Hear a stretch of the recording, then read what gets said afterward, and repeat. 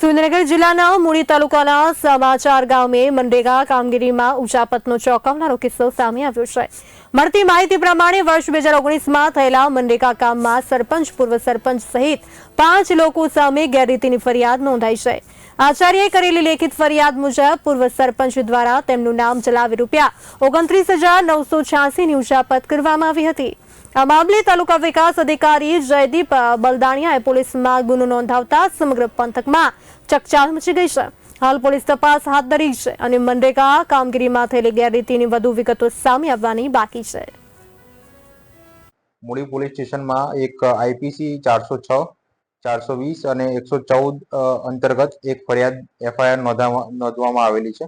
આ એફઆઈઆરની હકીકત એવી છે કે શકુંતલાબેન હસુભાઈ ગોલાણી કે જેઓ હાલ સોમાસર ગામના સરપંચ છે, તેઓને બાળ વિકાસ યોજના અધિકારી તાલુકા મૂળી દ્વારા 4 નવેમ્બર 2019ના રોજ તેમના હુકમથી સોમાસર 1 આંગણવાડી કેન્દ્ર ખાતે હેલ્પર તરીકે નિમણૂક આપવામાં આવેલી હતી।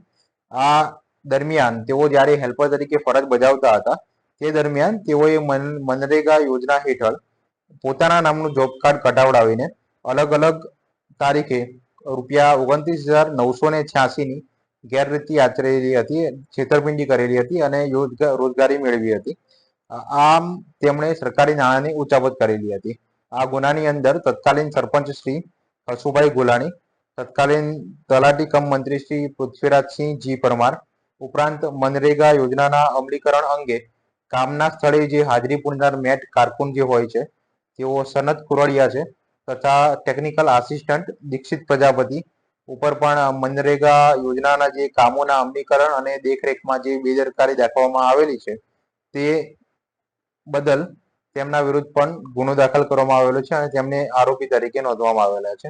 આમ ₹29,986ની ઉચાપત હાલ ધ્યાનમાં આવેલી છે।